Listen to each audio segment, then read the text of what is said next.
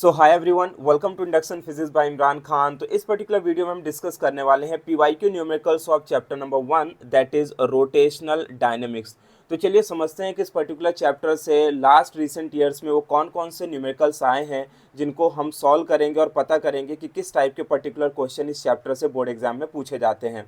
आपको पीवाईक्यू जरूर सॉल्व करने चाहिए हर एक चैप्टर के, ताकि आपको एक बेटर अंडरस्टैंडिंग समझ में आ सके कि किस टाइप के क्वेश्चन, कितने डिफिकल्टी वाले, कितने सिंपल क्वेश्चन आते हैं एग्जाम में।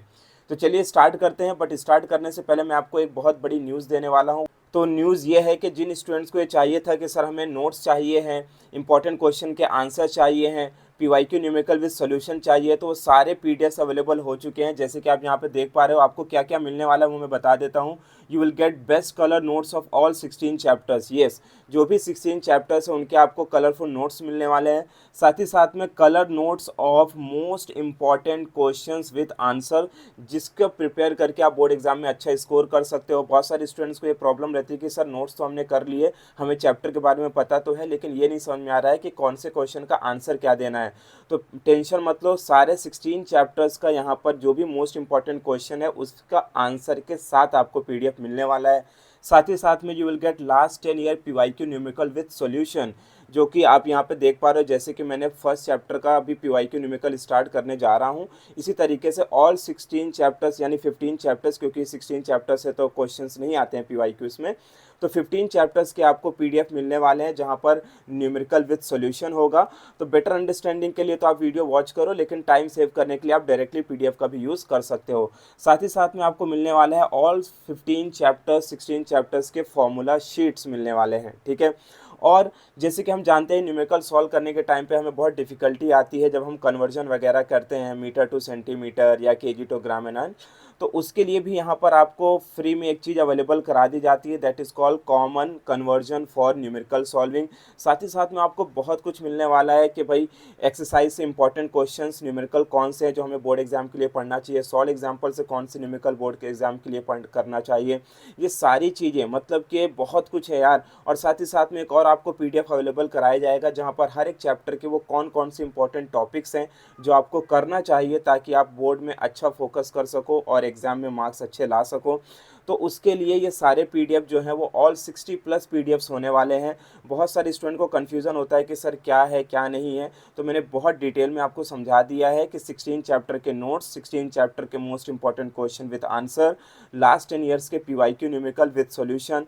साथ ही साथ में आपको फ्री में फॉर्मूला शीट भी मिल रही है, कन्वर्जन सॉल्विंग न्यूमेरिकल्स के लिए भी मिल रहा है। साथ ही साथ में आपको important derivation, important exercise and solve example numerical, और इतना सब कुछ के लिए हमने सिर्फ और सिर्फ प्राइस रखा है, दैट इज़ 90 रुपीज़। कितना रखा है?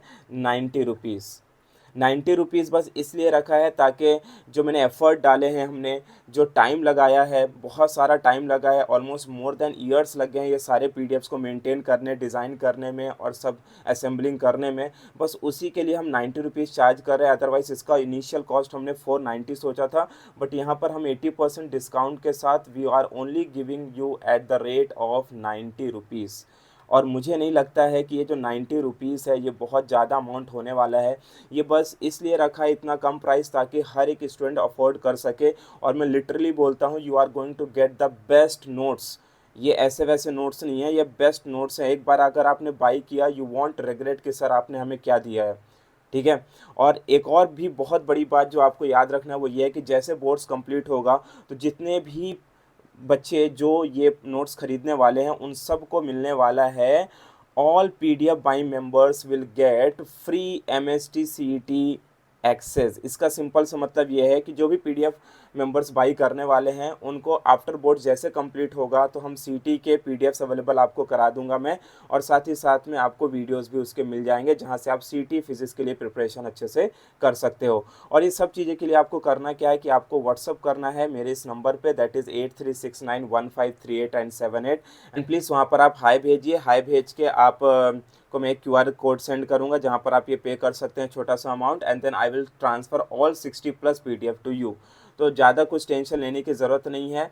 मैं वापस से आपको बोल रहा हूँ, you are going to get the best notes और इसमें बहुत कुछ आपको मिलने वाला है। 90 रुपीज़ आपको कभी ऐसा लगेगा नहीं कि सर बहुत ज़्यादा है, बहुत ही छोटा सा एक अमाउंट है 90 रुपीज़। हम बाकी चीज़ों में इतना खर्चा कर देते हैं लेकिन जब बात आती है कि 90 रुपीज़ की, तो यहाँ पर बहुत बच्चे सोचते हैं इसके बारे में कि सर क्या है क्या नहीं है। Please don't think more, just आप बाई करो, यू वॉन्ट रिग्रेट, ये मेरा कमिटमेंट है, ठीक है। तरीके से सैम्पल्स मैंने यहाँ पर लगाए हुए हैं, यू कैन सी दैट, ठीक। तो चलिए स्टार्ट करते हैं, हमारा ज़्यादा टाइम वेस्ट ना हो, ठीक है। तो सबसे पहले हम देखते हैं कि 2025 में इस पर्टिकुलर रोटेशनल डायनामिक्स से कौन सा क्वेश्चन पूछा गया था।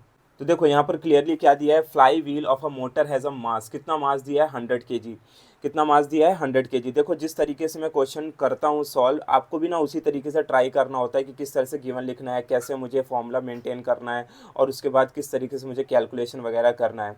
तो सबसे पहले इस पर्टिकुलर क्वेश्चन में आपको दे दिया है कि भाई मास है और वो मास कितना है 100 kg, और रेडियस है किसका, ये फ्लाई व्हील की बात कर रहा है। जो व्हील आप देखते हो ना, जनरली आप फ्लाई व्हील को एक व्हील समझ लो, तो इस व्हील का रेडियस दिया 1.5 मीटर। और आगे क्या बोला है, the motor develops a torque of, कितना टॉर्क बता रहा है ये, टॉर्क ऑफ 2000 न्यूटन मीटर। फिर उसने क्या बोला, the flying wheel start rotating from rest, है ना, जो फ्लाइंग व्हील था हमारा पहिया था वो रेस्ट से स्टार्ट हो रहा है, यानी 4 रेवोल्यूशन कंप्लीट करने में उसको कितना वर्क करना पड़ा, तो वो हमें कैलकुलेट करना है। तो बेसिकली ये 3 मार्क्स के लिए एग्जाम में पूछा गया था 2025 में। तो चलिए समझते हैं कि किस तरीके से इसे सॉल्व करना है। तो देखो किसी भी क्वेश्चन को सॉल्व करने के लिए सबसे पहला तरीका ये है कि आप गिवन लिखेंगे। तो मैं यहाँ पे गिवन लिख लेता हूँ, मुझे मास दिया है वो है 100 kg, तो मेरा मास हो जाएगा 100 kg। और उसके बाद जो मुझे रेडियस गिवन है that is equal to 1.5 metre, okay. Then torque, torque जिसे हम टाउ से डिनोट करते हैं, और इसकी वैल्यू मुझे दे रखा है 2000 न्यूटन मीटर, ठीक है।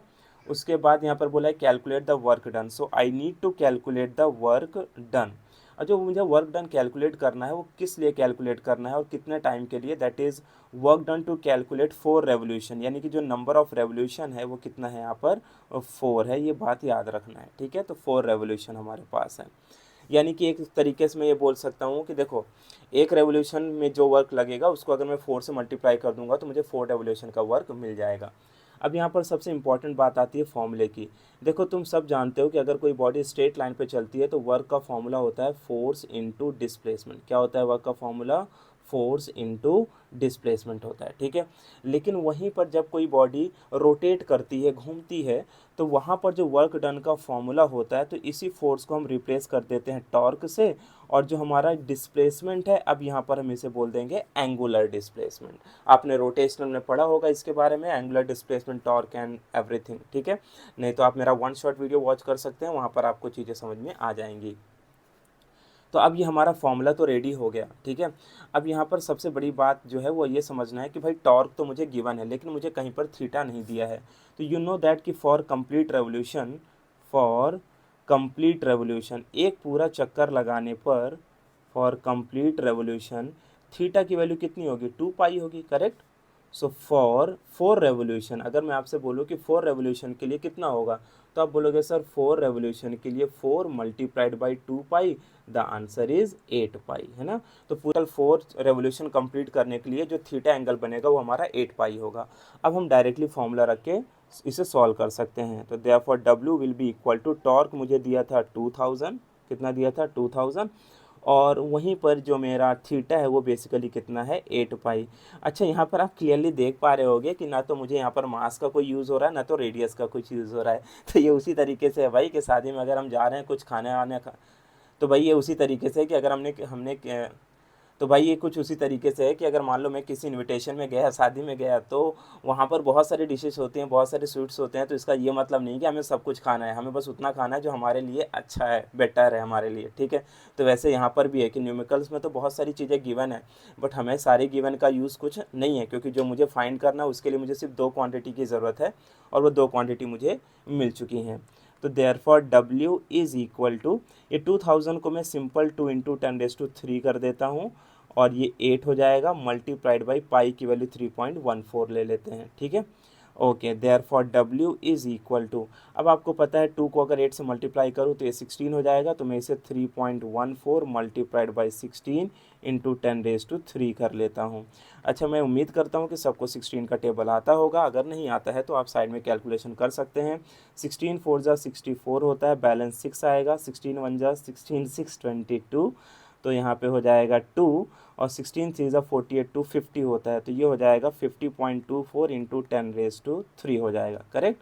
और अगर मैं इसे थोड़ा और सिंप्लीफाई करूँ, यानी कि ये 10⁻³ को मल्टीप्लाई करूँ, अच्छा आप यहीं पर अगर आंसर छोड़ देंगे तो कोई दिक्कत वाली बात नहीं है, लेकिन अगर आप और इसे सॉल्व करना चाहते हैं तो यू कैन राइट 50,240 जूल, ठीक है। तो इस तरीके से ये हमें मिल गया कि टोटल 4 रेवोल्यूशन कंप्लीट करने के लिए कितना वर्क करना पड़ेगा। नेक्स्ट अब हम यहाँ पर देखते हैं कि 2024 में कौन सा क्वेश्चन आया था। तो देखो यहाँ पे जो क्वेश्चन दिया है उसमें क्या गिवन है, the radius of the circular track is 200 metre. तो सबसे पहले हमें यहाँ पे दिया है कि एक सर्कुलर ट्रैक है और उस सर्कुलर ट्रैक का रेडियस दिया है which is equal to 200 metre, और आगे बोला है find the angle of banking. Angle of banking का सिंपल सा मतलब क्या हो गया कि आपको थीटा निकालना है, ठीक है। The maximum speed at which car can be safely driven along it is 25 metre per second. तो मैक्सिमम स्पीड मतलब मान लो कि v दिया है आपको और इसकी वैल्यू है 25 मीटर पर सेकेंड। तो देखो ये बहुत ही सिंपल सा क्वेश्चन है क्योंकि इसमें ज़्यादा कुछ सोचना नहीं है, और इसने क्वेश्चन में ऑलरेडी बोला है कि हमें एंगल ऑफ बैंकिंग निकालना है। तो याद रखना है कि एंगल ऑफ बैंकिंग का फॉर्मूला होता है that is theta is equal to tan inverse v square upon RG। तो this is the formula for angle of banking.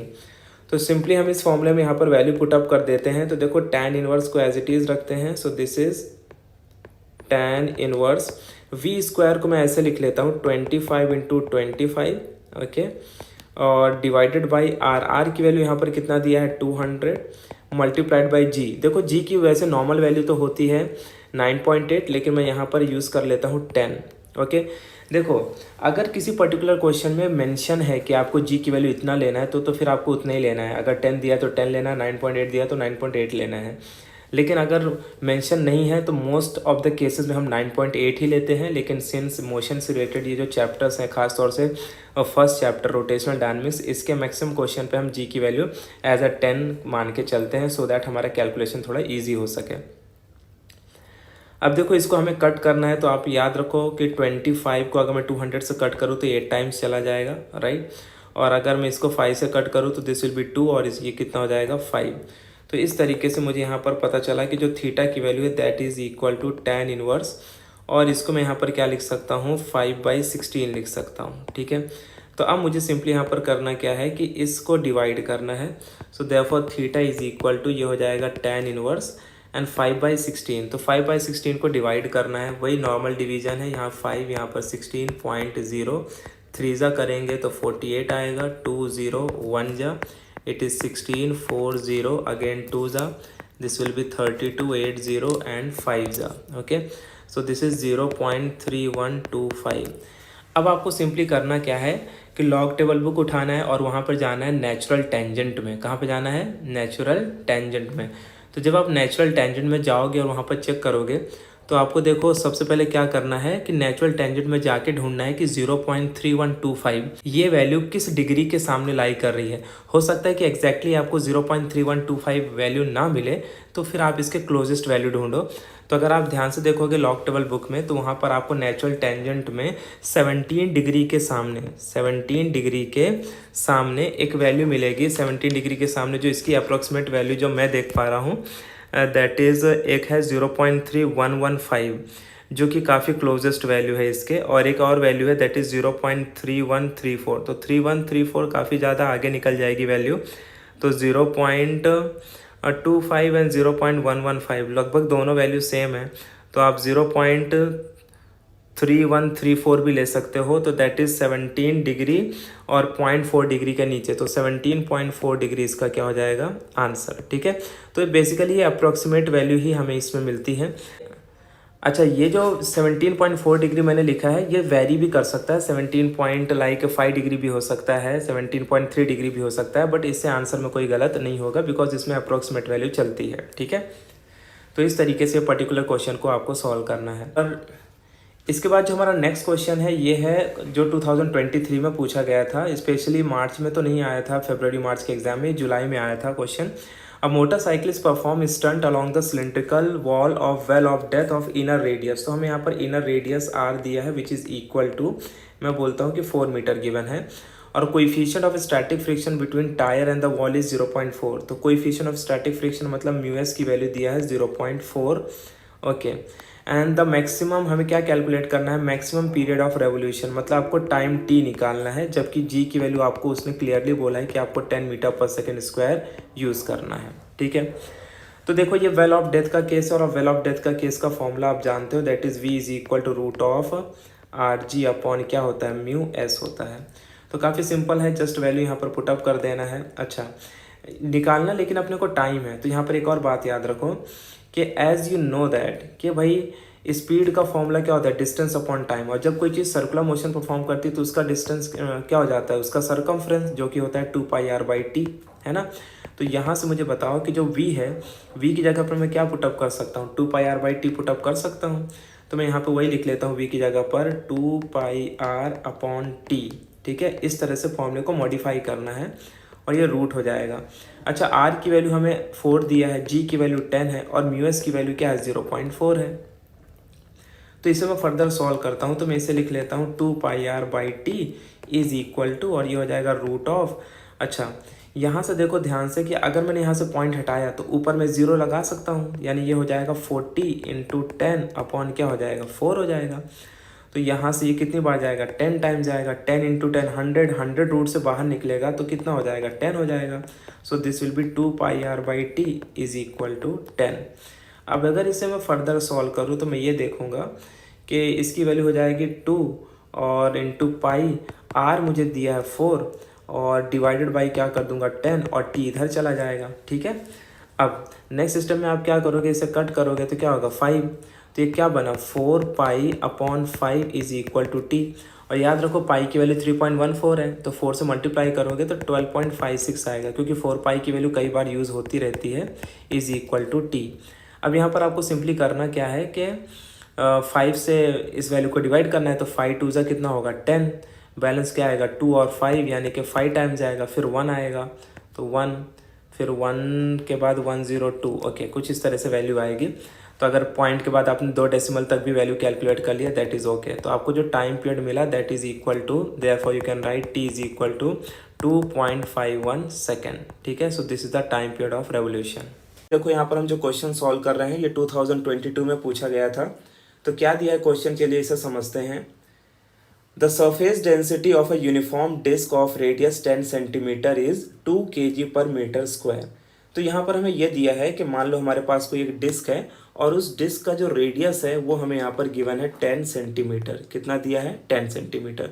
तो सबसे पहले हमारा काम यह है कि इसे हमें सेंटीमीटर से किस में कन्वर्ट करना पड़ेगा, मीटर में। और आपको याद रखना है कि सेंटीमीटर से मीटर में कन्वर्ट करने के लिए हमारी जो भी वैल्यू होगी उसको 10⁻² से मल्टीप्लाई कर देना है। अब ये जो हमारा आंसर है वो किस में आ गया, मीटर में। अब हम इसे क्या करेंगे, थोड़ा और सिंपल बनाने के लिए इसका शिफ्टिंग करेंगे और इसे मैं लिख देता हूँ 1 × 10⁻⁻1। ठीक है, डायरेक्टली हम 0.1 भी लिख सकते हैं, लेकिन आपको कोशिश करना है कि डेसिमल से बचना है। ठीक है, तो ये हमने रेडियस का कन्वर्जन कर लिया।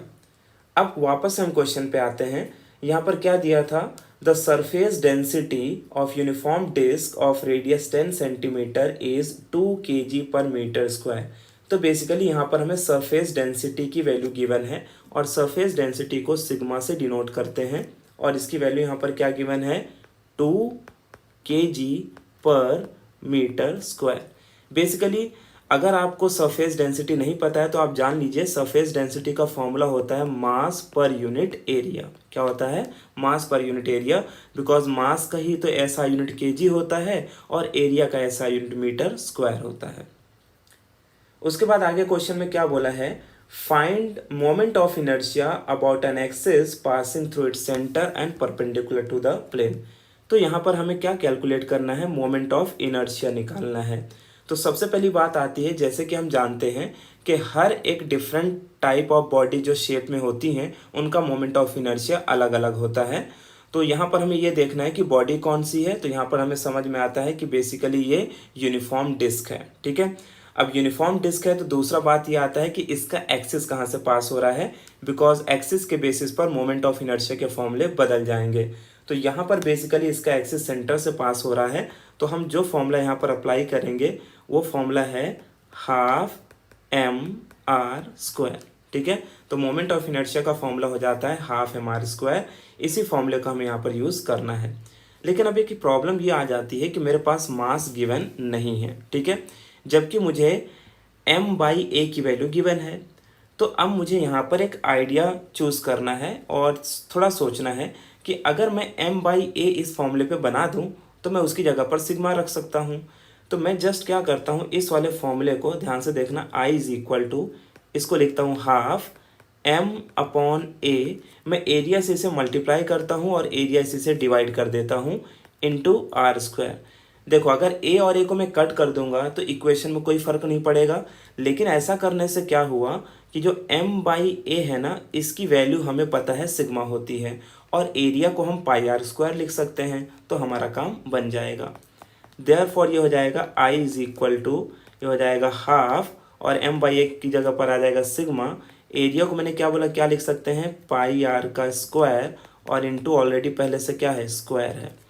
अब हम इसे सॉल्व करते हैं आगे। I इज़ इक्वल टू, जब आप न्यूमेरिकल सॉल्व करते हो तो एक और इम्पॉर्टेंट बात आपको याद रखना है कि कभी भी वैल्यू को आपको पहले नहीं रखना है, पहले आपको फॉर्मूला पूरी तरीके से बना लेना है और लास्ट स्टेप में वैल्यू रख के आगे सॉल्व करना है। अब जैसे आप यहाँ पर देख पा रहे हो मेरा फॉर्मूला पूरी तरीके से बन चुका है, तो अब यहाँ पर हम इसकी वैल्यू पुटअप करेंगे तो ये हो जाएगा 1/2। सिग्मा की वैल्यू कितनी गिवन थी, 2, इंटू पाई की वैल्यू क्या होती है 3.142, आप चाहिए तो 3.14 भी लिख सकते हो। उसके बाद जो रेडियस है हमारा वो 1 इंटू 10⁻⁻1 है, जिसे नॉर्मली हम 10⁻⁻1 लिख लेते हैं और इसका पावर क्या आ जाएगा 4। अब यहाँ पर देखो आप 2 से 2 आपको कैंसिल होते हुए दिखाई दे रहा है, तो I इज़ इक्वल टू क्या मिल जाएगा, this will B 3.142 okay into 10⁻⁻4 और मोमेंट ऑफ इनर्शिया का ऐसा यूनिट होता है kg मीटर स्क्वायर। तो इस तरीके से आपको इस न्यूमेरिकल को बड़ी आसानी से सॉल्व करना है। तो देखो थोड़ा सा आपको बेसिक इम्प्लीमेंटेशन फॉर्मूले में करना आना चाहिए, तो इससे न्यूमेरिकल बड़ी आसानी से सॉल्व हो जाते हैं। इसके बाद जो हमारा नेक्स्ट क्वेश्चन है, क्वेश्चन नंबर 2, ये बेसिकली मार्च 2022 के एग्जाम में आया था, तो चलिए इसे डिस्कस करते हैं। तो क्या दिया इस क्वेश्चन में, calculate the moment of inertia of uniform disc of mass 10 kg। यानी यहाँ पर हमें क्या निकालने को बोल रहा है, हमें मोमेंट ऑफ इनर्शिया निकालना है। तो सबसे पहले हम यहाँ पर लिख लेंगे I is equal to question mark, और उसके बाद यहाँ पर मास गिवन है, कितना मास दिया 10 kg, तो m की वैल्यू यहाँ पर लिख लेते हैं 10 kg ओके। एंड आगे क्या बोला है, रेडियस 60 सेंटीमीटर, तो रेडियस की वैल्यू यहाँ पर जो गिवन है दैट इज 60 सेंटीमीटर। तो सबसे पहले हमें इसे सेंटीमीटर से मीटर में कन्वर्ट करना होगा, तो इसे मैं लिख लेता हूँ 60 इंटू 10⁻² मीटर, जिसे थोड़ा और सिंप्लीफाई करेंगे और इसे लिख सकते हैं 6 इंटू 10⁻⁻1 मीटर, ठीक है। तो इसे हम डायरेक्टली 0.6 मीटर भी लिख सकते थे, बट बेटर है कि अगर हम इसे इस तरीके से सिंप्लीफाई करें, यानी 0 को पावर के फॉर्म में लिख देंगे तो ये नंबर काफ़ी आसान बन जाता है। और आगे क्वेश्चन में क्या बोला है, about an axis perpendicular to its length and passing through the centre. तो बेसिकली हमें यहाँ पर क्या बोला है कि हमें moment of inertia of a disc निकालना है जिसका एक्सिस कहाँ से पास हो रहा है, सेंटर से पास हो रहा है। तो ये ऑलमोस्ट वैसे ही क्वेश्चन है जैसा अभी हमने सॉल्व किया था, क्योंकि हम जानते हैं moment of inertia of a disc which is passing through the centre के लिए फॉर्मूला क्या है, हाफ mr स्क्वायर। तो बस यहाँ पर हमें इसकी वैल्यू पुटअप करना है, तो I इज़ इक्वल टू क्या हो जाएगा, हाफ यानी 1/2, m की वैल्यू ऑलरेडी हमारे पास गिवन है 10 और r स्क्वायर, तो r को मैं यहाँ पर क्या लिखूंगा 6 इंटू 10⁻⁻1 का होल स्क्वायर, ठीक है। अब हम इसे फर्दर सॉल्व करते हैं, तो देयरफॉर क्या हो जाएगा, I इज़ इक्वल टू, ये हो जाएगा 1/2 इंटू 10 इंटू और 6 का स्क्वायर बेसिकली 36 हो जाएगा इंटू 10⁻² हो जाएगा। अब यहाँ पर आप देखो इसे डायरेक्टली मैं कट कर लेता हूँ, तो ये 18 बन जाएगा और जब आप मल्टीप्लाई करोगे तो ये क्या हो जाएगा 18 इंटू, और ये 10 है तो 10 का मतलब क्या होता है 10⁻1 राइट, और यहाँ पर क्या है 10⁻², तो बचेगा क्या 10⁻1, और 10⁻1 का मतलब है कि ये आंसर आ जाएगा 1.8 kg sorry KG metre square. ठीक है, तो इस तरीके से ये हमें मोमेंट ऑफ इनर्शिया मिल गया। तो काफ़ी सिंपल क्वेश्चन था, तो 2 मार्क्स टाइप क्वेश्चन में एक क्वेश्चन आता है। तो यहाँ पर आपको बस एक बात ध्यान रखना है कि कैलकुलेशन के जो स्टेप हैं वो ज़रूरी नहीं है कि जिस स्टेप से मैंने कराए आप भी उसी स्टेप से सॉल्व करो, लेकिन मेरी कोशिश ये होती है कि जितना मैं आपको सिंपल करके बता सकूँ उतना सिंपल वे से बताऊँ। तो अगर आप चाहो तो उन स्टेप्स को आसानी से फॉलो कर सकते हो। ठीक है, तो अब हम नेक्स्ट क्वेश्चन डिस्कस करने वाले हैं, क्वेश्चन नंबर 3, जो बेसिकली आया था अक्टूबर 2021 के बोर्ड एग्जाम में। यहाँ पर बेसिकली देखो क्या गिवन है, तो 2021 में ये क्वेश्चन पूछा गया था। तो चलिए इसे डिस्कस करते हैं। A motorcyclist is to undertake a horizontal circle inside the cylindrical wall of a well of inner radius 4 metre. तो बेसिकली यहाँ पर इस जिस क्वेश्चन की बात कर रहा है, इस क्वेश्चन में बेसिकली क्या आ रहा है, सिलेंड्रिकल वेल आ रहा है, यानी वेल ऑफ डेथ का केस है। तो वेल ऑफ डेथ के केस का रेडियस हमें यहाँ पर गिवन है, जिसको हम लिख लेते हैं कि रेडियस कितना है, 4 मीटर है। ठीक है, और आगे क्वेश्चन में क्या बोला है, the coefficient of static friction between tyres and the wall is 0.2, यानी कि कोएफिशिएंट ऑफ फ्रिक्शन म्यू की वैल्यू गिवन है 0.2 दिया है। और आगे क्वेश्चन में क्या बोला है, the coefficient of static friction between tyre and the wall is 0.2, calculate the minimum speed. तो मिनिमम स्पीड मतलब हमें क्या कैलकुलेट करना है, वी मिन निकालना है। ठीक है, क्या निकालना है, वी मिन। और आगे क्या बोला है, period necessary to perform this stunt. Period का मतलब होता है टाइम, तो हमें टी भी निकालना है। ठीक है, अब आप जानते हो कि जब कोई पार्टिकल सर्कुलर मोशन परफॉर्म करता है वेल ऑफ डेथ में, तो उसका मिनिमम स्पीड का फॉर्मूला होता है v min is equal to root of are g upon mu. क्या होता है, v min is equal to root of are g upon mu. तो अब यहाँ पर हम क्या करने वाले हैं, सिंपली इसकी वैल्यू रख देते हैं, v min is equal to root of r की जो वैल्यू है वो हमें दिया है 4, जी की वैल्यू देखो यहाँ पर क्या है, 9.8। देखो जब तक क्वेश्चन में जी की वैल्यू 10 ना गिवन हो तो आपको 10 नहीं लेना है, 9.8 ही लेना है। अपॉन म्यू की वैल्यू कितनी गिवन है, 0.2 गिवन है। ठीक है, नेक्स्ट स्टेप में मैं इसे सॉल्व करता हूँ, तो इसे लिखता हूँ we min is equal to, ये हो जाएगा रूट ऑफ, अच्छा देखो यहाँ से अगर मैं यहाँ से एक पॉइंट हटाऊँ तो यहाँ से भी एक पॉइंट हट जाएगा, यानी ये हो जाएगा 4 इंटू 98 अपॉन 2 हो जाएगा। अगर किसी को ये स्टेप नहीं समझता है तो अपने लिए ऐसा समझ सकता है कि जैसे 9.8 को मैं 98 करूँगा तो क्या हो जाएगा 10⁻⁻1, और 0.2 को 2 करूँगा तो क्या हो जाएगा 10⁻⁻1, और 10⁻⁻1 10⁻⁻1 कैंसिल हो जाएगा। तो एक तो तरीका ये होता है, या तो आप डायरेक्टली पॉइंट से पॉइंट भी कट कर सकते हो। तो देयरफॉर इसे फाइनली हम क्या लिख सकते हैं, v min is equal to, ये क्या हो जाएगा, रूट ऑफ 196 हो जाएगा, है ना। 98 टू सा क्या होता है 196, और अब आपको समझना है कि 196 बेसिकली किसका स्क्वायर रूट होता है, 14 का। तो हमारा आंसर आ जाएगा 14 metre per second is the minimum speed required to perform stunt on the circle. यानी अगर उससे कम स्पीड अगर वो कर देगा तो फिर वो सर्कल में स्टंट परफॉर्म नहीं कर पाएगा। ठीक है, अब इसमें जो नेक्स्ट पार्ट था वो हमें टाइम निकालना था। तो देयरफॉर फॉर टाइम पीरियड, आप जानते हो कि जब भी कोई ऑब्जेक्ट सर्कुलर मोशन परफॉर्म करता है तो उसके टाइम पीरियड का फॉर्मूला होता है 2πr/v। ये कोई अलग फॉर्मूला नहीं है, नॉर्मली हम स्पीड का फॉर्मूला पढ़ते हैं ना, डिस्टेंस अपॉन टाइम। तो जब ऑब्जेक्ट का सर्कल में मोशन होता है तो उस डिस्टेंस को हम क्या कहते हैं, circumference, which is equal to 2πr/t। बस यही फॉर्मूला हमें यहाँ पर इंप्लीमेंट कर देना है। तो याद रखना है कि जब भी कोई ऑब्जेक्ट सर्कुलर मोशन परफॉर्म करे तो उसका बेसिक फॉर्मूला क्या होता है, t is equal to 2πr/v, time calculate करने का। तो देयरफॉर ये क्या हो जाएगा, t 2 इंटू पाई की वैल्यू क्या यूज़ कर लेते हैं 3.14 इंटू आर की वैल्यू जो हमें गिवन है वो कितनी गिवन है, चलो देख लेते हैं। आर की वैल्यू है 4, तो ये हो जाएगा 4 अपॉन, और स्पीड आपको कितनी मिली है 14। ठीक है, अब यहाँ से अगर मैं कैंसिल करूँ तो ये 7 टाइम जाएगा, राइट। उसके बाद हम इसे फर्दर और सॉल्व करेंगे, तो मैं इसे क्या लिख सकता हूँ, therefore t is equal to, क्या हो जाएगा ये, t इज इक्वल टू, तो पहले 4 से 4 को मल्टीप्लाई कर लेते हैं, तो 4 4 जा 16, 1 4 1 जा 4 1 5, 4 3 जा 12। ठीक है, तो ये हो जाएगा 12.56 डिवाइडेड बाई 7। अब आपको यहाँ पर क्या करना है, सिंपली डिवीजन यूज़ करना है, डिवीजन मेथड। 12.56 डिवाइडेड बाई 7, तो मुझे लगता है बहुत सिंपल है, ये आप डिवाइड कर लोगे। तो जैसे हम इसे डिवाइड करेंगे तो इसके t की वैल्यू हमें क्या मिल जाएगी, ऑलमोस्ट 1.796 सेकेंड। ठीक है, तो अप्रॉक्सीमेट ये वैल्यू आपको मिल जाएगी, इसे आप डिवाइड करके देख लेना। ठीक है, तो इस तरीके से देखो हमने इस क्वेश्चन को बड़ी आसानी से सॉल्व कर लिया।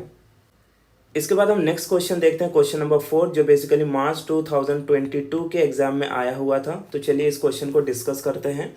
तो आई होप कि आपको थोड़ा बेसिक तो समझ में आ रहा होगा कि किस तरीके से न्यूमेरिकल से इस चैप्टर से पूछे जा रहे हैं।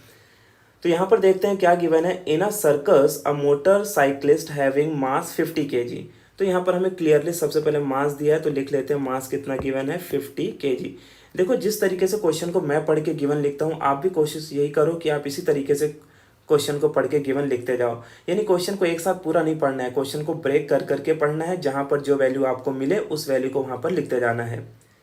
आगे क्या बोला है, in a spherical cage of radius 3 metre. तो यहाँ पर बेसिकली हमें रेडियस दिया है जिसकी वैल्यू क्या है, 3 मीटर है। तो यहाँ पर लिख लेते हैं 3 मीटर।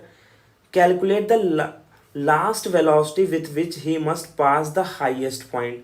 हमें क्या निकालना है, वेलोसिटी निकालना है। कौन सी वेलोसिटी निकालना है, उस वेलोसिटी पर, तो कौन सी वेलोसिटी निकालना है, हाईएस्ट पॉइंट की वेलोसिटी। और आप जानते हो कि एट हाईएस्ट पॉइंट, अगर आपने वर्टिकल सर्कुलर मोशन को स्टडी किया है तो आपको समझ में आएगा कि एट हाईएस्ट पॉइंट जो वेलोसिटी होती है उसे हम v1 से डिनोट करते हैं, और इसका फॉर्मूला होता है रूट ऑफ आर जी। यानी velocity at highest point is root of are G, velocity at lowest point is root of 5 R G, and velocity at midway point is root of 3 R जी। तो यहाँ पर हमें clearly बोल रहा है कि हमें वो वेलोसिटी कैलकुलेट करना है जो हाईएस्ट पॉइंट पर हो। ओके, और क्वेश्चन में क्या बोला है, also calculate this angular speed at the highest point. तो एंगुलर स्पीड का मतलब तो ओमेगा होता है। तो काफ़ी सिंपल क्वेश्चन है ये, चलो इसे सॉल्व कर लेते हैं। तो सबसे पहले हम यहाँ पर v कैलकुलेट करेंगे। तो वेलोसिटी का फॉर्मूला एट हाईएस्ट पॉइंट होता है रूट ऑफ आर जी। तो देयरफॉर इसे लिखेंगे v is equal to root of, again अगर आप देखोगे तो क्वेश्चन में कहीं पर भी g की वैल्यू 10 नहीं दिया है, तो हमें 10 नहीं यूज़ करना है, हमें यूज़ करना है 9.8। तो r की वैल्यू हमें गिवन है 3, g की वैल्यू हम लिख लेंगे 9.8, और इसे सिंपली कर लेंगे मल्टीप्लाई। तो जैसे हम मल्टीप्लाई करेंगे तो 3 8 जा 24, ओके, 2 3 9 जा 27, 2 कितना हो जाएगा, 29.4 हो जाएगा। ठीक है, अब आपको यहाँ पर सिंपली क्या करना है, देखना है v is equal to root निकालना है। तो आपको अपने लॉग टेबल बुक में देखना है और जाना है स्क्वायर रूट वाले कॉलम में, जहाँ पर आपको देखना है उस पेज पे जहाँ पर स्क्वायर रूट 10 से लेकर आपको 99 तक मिलेंगे। तो आपको वहाँ पर 29 पॉइंट में 4 देखना है, और आपको इसकी वैल्यू मिल जाएगी, and that value will be 5.422, और इसका यूनिट लिख लेंगे मीटर पर सेकेंड। एक बेसिक आइडिया तो आप समझ भी सकते हो कि भाई 25 होता तो आंसर 5 होता, 36 होता तो आंसर 6 होता, तो उसके बीच में कहीं ये वैल्यू लाई करेगी।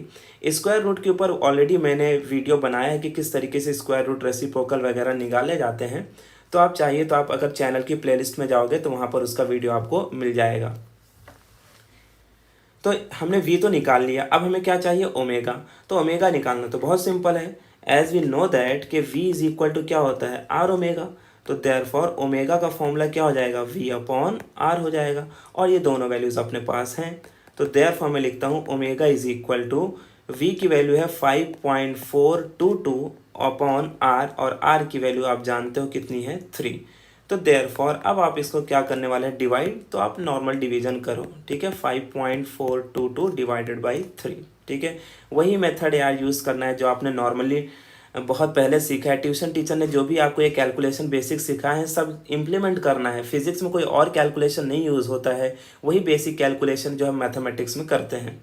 तो 3 1 जा वही 3 है, 2 है, पॉइंट है, ठीक है, फिर उसके बाद 4 है, 8 एंड सो ऑन। इसके आगे आप इसे सॉल्व कर लेना। तो जैसे हम इसे सॉल्व करेंगे तो इसकी वैल्यू समथिंग हमें मिल जाएगी 1.807, और इसका यूनिट हम जानते हैं क्या होता है, रेडियन पर सेकेंड। ठीक है, तो इस तरीके से हमने यहाँ पर ओमेगा को भी कैलकुलेट कर लिया। तो अभी तक जो भी हम यहाँ पर क्वेश्चन देख रहे हैं ये बेसिकली काफ़ी ईजी क्वेश्चन समझ में आ रहे हैं। नेक्स्ट हम देखते हैं क्वेश्चन नंबर 5, जो कि बेसिकली यहाँ पर गिवन है कि 2022 में पूछा गया था, मार्च 2022 में। तो चलिए देखते हैं, शायद इसी टाइम पे तो कोरोना का भी टाइम चल रहा था, बट ठीक है यहाँ पर गिवन है, इसको सॉल्व कर लेते हैं हम इस क्वेश्चन को। तो इस पर्टिकुलर क्वेश्चन में देखो यहाँ पर क्या गिवन है, energy of 1000 joule is spent to increase the angular speed of wheel from 20 radian per second to 30 radian per second, calculate the moment of inertia of the wheel.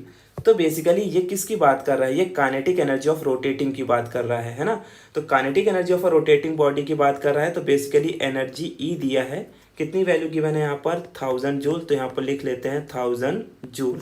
ठीक है, आगे question में क्या बोला है, is spent to increase the angular speed. तो 1000 joule की energy खर्च हो जाती है उसकी एंगुलर स्पीड को बढ़ाने के लिए, कहाँ से कहाँ, 20 radian per second to 30 radian per second. मतलब ओमेगा की वैल्यू हमें गिवन है पहले 20 रेडियन पर सेकेंड और उसके बाद उसकी स्पीड बढ़ा के हम कितनी करने वाले हैं, 30 रेडियन पर सेकेंड। तो क्वेश्चन आपको समझ में आ रहा होगा कि 20 रेडियन पर सेकेंड से 30 रेडियन पर सेकेंड स्पीड बढ़ाने के लिए कितनी एनर्जी खर्च हो रही है, 1000 जूल। आगे क्वेश्चन में क्या बोला है, find the moment of inertia of the wheel. तो हमें व्हील का मोमेंट ऑफ इनर्शिया निकालना है। अब आपको सिंपल यहाँ पर क्या करना है, यहाँ पर उसका फॉर्मूला आप अप्लाई करोगे kinetic energy of rotating body का, जो बेसिकली होता है E is equal to half I omega square. ठीक है, तो इसको थोड़ा सा हम मॉडिफाई करने वाले हैं। E की वैल्यू को तो मैं 1000 लिख लेता हूँ और इसे लिखता हूँ हाफ, यहाँ पर आ जाएगा I, और जो ओमेगा है बेसिकली इसे हम क्या लिख लेंगे, ओमेगा 2 का स्क्वायर माइनस ओमेगा 1 का स्क्वायर। ठीक है, तो अब यहाँ पर ये क्या हो जाएगा, देयरफॉर 2 को मैं जब इधर लेके आऊँगा तो इसे बेसिकली हम लिख सकते हैं 2000 इज इक्वल टू I। अच्छा, ओमेगा 2 की वैल्यू कितनी है, 30, तो 30 का स्क्वायर क्या हो जाएगा, 900, और ओमेगा 1 की वैल्यू क्या है, 20, तो 20 का हो जाएगा 400। ठीक है, फॉर्मूले में तो वैसे ओमेगा स्क्वायर था, लेकिन इसकी जगह पर हम ऐसा भी तो लिख सकते थे ना, डेल्टा ओमेगा स्क्वायर लिख सकते थे, और फिर डेल्टा ओमेगा स्क्वायर का मतलब क्या होता है, ओमेगा 2 का स्क्वायर माइनस ओमेगा 1 का स्क्वायर, तो वही बात है वो। तो देयरफॉर अब मैं इसे आगे सॉल्व करता हूँ, तो लिखता हूँ 2000 इज इक्वल टू I, और यहाँ पर हम इसे, सॉरी ये स्क्वायर गलती से यहाँ पर लग गया है क्योंकि ऑलरेडी हमने तो स्क्वायर कर ही दिया है। अब यहाँ पर ये क्या हो जाएगा, 900 माइनस 400, तो ये क्या हो जाएगा 500। तब आप क्या करोगे, 1 0 से 1 0 यहाँ कैंसिल, 1 0 से 1 0 यहाँ कैंसिल, तो देयरफॉर ये क्या हो जाएगा, 20/5 हो जाएगा इज इक्वल टू I। और अब आप जानते हो कि 20 से 5 को कट करेंगे तो आंसर आ जाएगा हमारा 4 kg मीटर स्क्वायर। तो इस तरीके से हमें moment of inertia of flywheel मिल गया। तो चलिए अब हम नेक्स्ट क्वेश्चन देखते हैं, क्वेश्चन नंबर 6, जो बेसिकली जुलाई 2019 में पूछा गया था बोर्ड एग्जाम में। तो यहाँ पर क्या गिवन है देखो, find the frequency of revolution of a round disc stage revolving with an angular speed of 300 degree per second. तो यहाँ पर क्लियरली हमें गिवन है, सबसे पहले हमें क्या कैलकुलेट करना है, फ्रीक्वेंसी निकालना है। फ्रीक्वेंसी को जनरली स्मॉल n या स्मॉल f से डिनोट करते हैं, तो हमने यहाँ पर तो स्मॉल n से डिनोट किया है। उसके बाद यहाँ पर क्वेश्चन में आगे क्या गिवन है, एंगुलर स्पीड, लेकिन ये जो एंगुलर स्पीड दिया है वो कितना दिया है, 300 डिग्री पर सेकेंड। और आप जानते हो कि according to SI unit omega क्या होता है, रेडियन पर सेकेंड। तो हमें यहाँ पर क्या करना पड़ेगा कि इस ओमेगा की वैल्यू को डिग्री पर सेकेंड से रेडियन पर सेकेंड में कन्वर्ट करना होगा। तो इसके लिए हमें सिंपली करना क्या है कि π/180 से इस वैल्यू को मल्टीप्लाई कर लेना है। ये शायद आपने एंगल्स एंड मेजरमेंट में सीखा भी होगा मैथ्स में कि किस तरीके से डिग्री पर सेकेंड से रेडियन पर सेकेंड या उसका उल्टा कन्वर्जन करते हैं। तो फिलहाल याद रखना है कि डिग्री पर सेकेंड से रेडियन पर सेकेंड में कन्वर्ट करने के लिए π/180 से मल्टीप्लाई करना है, और अगर रेडियन पर सेकेंड से डिग्री पर सेकेंड में कन्वर्ट करना हो तो 180/π से। तो ये हमारा ओमेगा कन्वर्ट हो गया। Now as we know that कि ओमेगा का फॉर्मूला क्या होता है, ओमेगा का फॉर्मूला होता है 2πn। तो देयरफॉर यहाँ से मुझे बताओ n का फॉर्मूला क्या हो जाएगा, n का फॉर्मूला हो जाएगा ω/2π। ठीक है, अब हम सिंपली यहाँ पर क्या करेंगे, इसकी वैल्यू को रख लेते हैं। तो n is equal to omega की वैल्यू है 300 इंटू पाई अपॉन क्या हो जाएगा 180 अपॉन में यहाँ पर क्या आ जाएगा 2π। अब आप जानते हो ये फर्स्ट टर्म है, ये सेकंड टर्म है, ये थर्ड है, और थर्ड हमेशा किसके साथ जाता है, सेकंड के साथ। तो देयरफॉर इसे हम लिख लेते हैं n is equal to 300 into pi upon में यहाँ पर क्या हो जाएगा 180 इंटू 2π। तो यहाँ से आपको क्लियरली समझ में आ रहा है कि पाई से पाई कैंसिल हो गया, 1 0 से 1 0 ये कैंसिल हो गया, और उसके बाद 2 से अगर आप कट करोगे तो ये कितना हो जाएगा 15 हो जाएगा। तो फाइनली n की वैल्यू आपको क्या मिल रही है 15/18 मिल रही है। ठीक है, यहाँ पर आपको कुछ और समझ में आ रहा है कि इसे हम 3 से भी कट कर सकते हैं। तो मैं 3 से इसे कट कर लेता हूँ, तो ये बेसिकली 5/6 हो जाएगा। और अब आप इसे सिंपली डिवाइड करोगे, लिखोगे 5, यहाँ पर लिखोगे 6, पॉइंट लगाओगे 0, 6 8 ज़ा 48 आएगा 2, फिर 0, और मुझे लगता है इसके बाद फिर 3 आएगा 18 और बार बार ये वैल्यू रिपीट होती रहेगी। Therefore finally you get the answer that is 0.83333 ऐसा रिपीट होता जाएगा। तो 3-4 वैल्यू लिख लेना, ठीक है। और इसका यूनिट हम यहाँ पर लिख लेंगे हर्ट्ज। तो इस तरीके से हमें इस क्वेश्चन का आंसर मिल गया, ठीक है। तो आई होप कि जो भी अभी हमने क्वेश्चन देखे हैं वो सब आपको समझ में आ रहे हैं। और ये क्वेश्चन जितने भी सिंपल हमें देखने को मिले ये बेसिकली 2 मार्क्स टाइप क्वेश्चन है। तो इस चैप्टर से एग्जाम में जो क्वेश्चन आते हैं numerical point of view basically 2 marks ही होते हैं। वो इसलिए भी क्योंकि इसका जो ओवरऑल वेटेज है वो 7 मार्क्स का है और इससे 2 थियरी क्वेश्चंस भी आते हैं। तो इसलिए न्यूमेरिकल जो है वो थोड़ा सिंपल आता है इस पर्टिकुलर चैप्टर से। तो चलिए अब हम देखते हैं next question, that is question number 7। और ये भी क्वेश्चन हमारा जुलाई 2019 में पूछा गया था। तो चलिए डिस्कस करते हैं क्या गिवन है। तो सबसे पहले इस क्वेश्चन में यहाँ पर देखो क्या गिवन है। A car rounds a curve of radius 625 metre. तो बेसिकली यहाँ पर कार की बात हो रही है और उसका जो रेडियस यहाँ पर गिवन है बेसिकली रोड का ही होगा। उसका यहाँ पर कितना गिवन है 625। तो यहाँ पर लिख लेते हैं 625 मीटर। तो car rounds a curve of radius 625 metre with a speed of 45 metre per second. तो एक कार है जो बेसिकली टर्न ले रही है और टर्न लेते वक्त जो रेडियस है वो कितना है 625 और उसकी स्पीड यहाँ पर गिवन है which is 45 metre per second. ये हमारे पास गिवन वैल्यू है। आगे क्या बोला है, what is the minimum value of coefficient of friction which prevents the car from sliding. तो हमें कोएफिशिएंट ऑफ फ्रिक्शन म्यू निकालना है कि उसकी क्या मिनिमम वैल्यू होगी जिसकी वजह से कार टर्न भी ले ले और स्लाइड ना हो। तो आप जानते हो कि safety speed for vehicle in a curved road का फॉर्मूला होता है v is equal to root of mu r g, ठीक है। अगेन यहाँ पर g की वैल्यू क्वेश्चन में गिवन नहीं है तो हम g की वैल्यू को 9.8 metre per second square assume करेंगे। अच्छा होता अगर क्वेश्चन में हमें ये बोल देता कि g की वैल्यू आप 10 यूज़ करो, ठीक है, बट नहीं दिया है तो नहीं यूज़ करेंगे। तो चलिए आगे सॉल्व इसे करते हैं। अब सबसे पहले देखो मुझे निकालना म्यू है तो मैं इसे स्क्वायरिंग ऑन बोथ साइड कर लेता हूँ और इसे लिख लेता हूँ v square is equal to mu r g लिख लेता हूँ। हमें निकालना म्यू है तो म्यू को निकालने के लिए पहले फॉर्मूला बना लेंगे। तो ये फॉर्मूला हो जाएगा v square upon r g हो जाएगा, ठीक है। अब हमें यहाँ पर सिंपली क्या करना है कि इनकी वैल्यूज़ को पुटअप कर देना है। तो therefore mu will be equal to v square मतलब क्या 45 इंटू 45 अपॉन में आर की वैल्यू गिवन है 625 इंटू जी की वैल्यू होती है 9.8, ठीक है। अब हमें इसे फर्दर सॉल्व करना है लेकिन सॉल्व करते वक्त पहले हमें ये देखना है कि कौन सी वैल्यू किससे बड़ी आसानी से कैंसिल आउट हो सकती है। तो जैसे हमें दिख रहा है कि अगर मैं 45 को कट करूँ किससे 5 से तो आंसर 9 आएगा और 625 को कट करूँगा तो 125 आएगा और अगेन 45 को अगर मैं 5 से कट करूँ तो आंसर यहाँ पर 9 आएगा और यहाँ पर आंसर 25 आएगा। तो इस तरीके से थोड़ा तो मैंने इसे सिंप्लीफाई कर लिया है। तो मैं लिखता हूँ mu is equal to 9 into 9 upon क्या हो जाएगा 9.8 इंटू 25, ठीक है। अब इसके बाद नेक्स्ट स्टेप में मैं क्या करने वाला हूँ, क्योंकि देखो 25 का टेबल आसान है यार, तो मैं इसे लिखता हूँ 9 इंटू 9 अपॉन 25 एट से कितना होता है 200, तो ये 0 आ जाएगा, राइट। और बैलेंस कितना आएगा 20, तो 25 9 से कितना होता है 225 प्लस 20 कितना हो जाएगा 245, तो ये हो जाएगा 245.0। तो अब हम इसे आगे सॉल्व करेंगे और लिखेंगे म्यू इज इक्वल टू 9 9 जा 81 अपॉन 245, ठीक है। अब हम ऐसे सिचुएशन पे पहुंच चुके हैं जहां पर हमें लॉग एंटी लॉग का अप्लाई करना पड़ सकता है नहीं पड़ेगा ही, ठीक है। तो आपको कोशिश करना है कि क्वेश्चन को लॉग एंटी लॉग से ही सॉल्व करने की, क्योंकि स्टेप मार्किंग होते हैं तो आपको उसका भी मार्क्स मिलता है।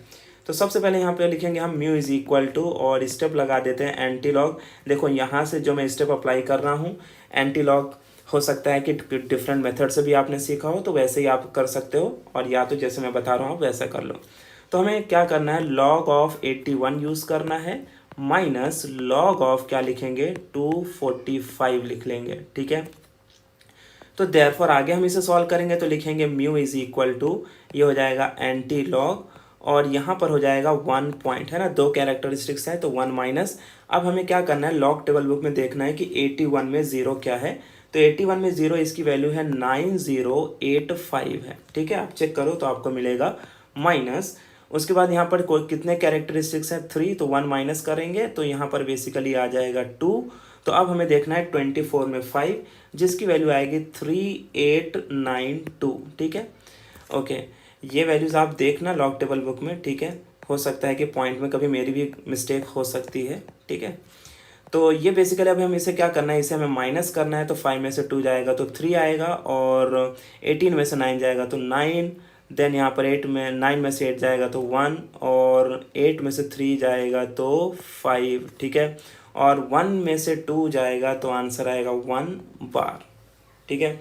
अब हमें यहाँ पर क्या करना है, हमें देखना है एंटीलॉग, और किसका एंटीलॉग देखना है। अब हमें क्या करना है, देखना है एंटीलॉग, और एंटीलॉग किसका देखना है, एंटीलॉग देखना है 51 में 9 का 3। तो 51 में 9 का 3 हम देखेंगे तो हमें इसका आंसर मिलने वाला है, बेसिकली ये आंसर आपको आ जाएगा 0.3307 आ जाएगा, ठीक है। सॉल्व करने के बाद दैट विल बी 0.3307। तो ये हमें मिल जाएगा कोएफिशिएंट ऑफ स्टैटिक फ्रिक्शन का वैल्यू। कम से कम इतना स्टैटिक फ्रिक्शन एक्ट होना चाहिए ताकि हमारी कार स्लाइड ना हो सके। और याद रखना है कि कोएफिशिएंट ऑफ स्टैटिक फ्रिक्शन को कोई यूनिट नहीं होता है। तो नेक्स्ट अब हम देखते हैं क्वेश्चन नंबर 8, जो कि बेसिकली 2019 मार्च में पूछा गया था। तो चलिए डिस्कस करते हैं क्या गिवन है। तो सबसे पहले यहाँ पर क्वेश्चन में देखो क्या गिवन है, the radius of gyration of a body about an axis. अब देखो इसे कुछ लोग जायरेशन भी कहते हैं और गायरेशन भी होता है, तो आप जो चाहे वो प्रोनाउंशिएट करो, क्या ही फर्क पड़ेगा। तो यहाँ पर क्या दिया, the radius of gyration of a body about an axis at a distance of 0.4 metre from its centre of mass is 0.5 metre, find its radius of gyration about the parallel axis. तो देखो पहली line पढ़ने पर ना आपको कुछ समझ में नहीं आ रहा था कि क्या गिवन है, लेकिन जैसे हम सेकंड लाइन पढ़ते हैं तो हमें एक बेसिक आइडिया आ जाता है कि ये पैरेलल एक्सिस की बात कर रहा है, यानी थियरम ऑफ पैरेलल एक्सिस। तो आपने पढ़ा है थियरम ऑफ पैरेलल एक्सिस का फॉर्मूला, राइट। वहाँ पर क्या होता है, 2 एक्सिस होते थे। मान लो ये जो हमारी गिवन बॉडी है इस एक्सिस के अबाउट रोटेट कर रही है, तो हम क्या करते थे, एक पैरेलल एक्सिस चूज करते थे जो कहाँ से पास होता था, उसके सेंटर पे। और इस एक्सिस का मोमेंट ऑफ इनर्शिया हम आई नॉट से डिनोट करते थे, इस एक्सिस का मोमेंट ऑफ इनर्शिया हम आई सी से डिनोट करते थे। और इसका फॉर्मूला आपको याद होगा, which is I nought is equal to I C plus M H square होता था। क्या होता था, I nought is equal to I C plus M H square. तो यहाँ पर 2 एक्सिस के बीच का जो डिस्टेंस है इसे हम एच से डिनोट करते हैं। तो इस पर्टिकुलर क्वेश्चन में हमें क्या बोला गया है, स्टार्टिंग से वापस से पढ़ेंगे। The radius of gyration of a body about an axis at a distance of 0.4 metre, यानी इस एक्सिस के अबाउट कितने डिस्टेंस पर, 0.4 मीटर के डिस्टेंस पर। तो h की वैल्यू हमें दिया है 0.4 मीटर, तो यहाँ पर लिख लेंगे कि h की वैल्यू है 0.4 मीटर।